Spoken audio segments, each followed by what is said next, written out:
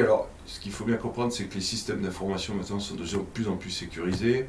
La sécurité périmétrique est en place, les outils sont en place, les équipes surveillent. Par contre, on se rend compte de plus en plus que maintenant, les grands systèmes d'information de gros groupes se font percer par des prestataires ou par des petits périmètres sur lesquels on ne pense pas. Il y a quelques années, par exemple, les supermarchés Target aux États-Unis se sont fait pirater via la clim connectée. On trouvait très sympa le fait de pouvoir piloter à distance la gestion de la climatisation dans les entrepôts, sauf que la climatisation était beaucoup moins sécurisée, les gens sont passés par le Wi-Fi qui était connecté au système de gestion.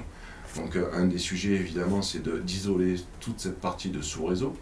On s'est rendu compte aussi, je ne vais pas les citer, mais que les grands groupes se sont fait percer au travers de prestataires avec lesquels ils travaillaient, qu'ils étaient interconnectés, qui étaient un peu moins sécurisés que eux. Donc toute cette partie-là, au-delà de l'humain qui est quand même le maillon faible de la partie système d'information, il faut vraiment veiller à ce que les entreprises partenaires ou les équipements qu'on rajoute soient autant sécurisés.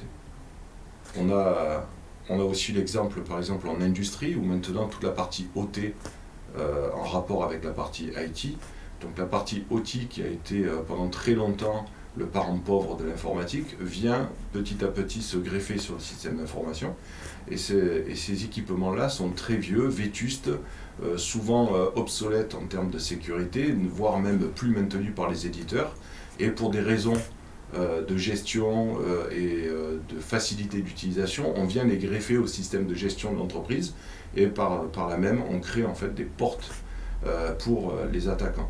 Donc ça va très simplement sur la gestion pour la SNCF par exemple des aiguillages en plein milieu de la campagne avec des équipements obsolètes. Ça peut être aussi les éoliennes qui sont au milieu de nulle part qui viennent maintenant se mettre sur le système de gestion. Ça peut être les capacités de gestion de l'eau sur les barrages.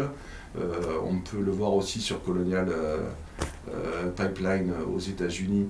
Ils ont été piratés par le système OT qui a été rajouté au système de gestion.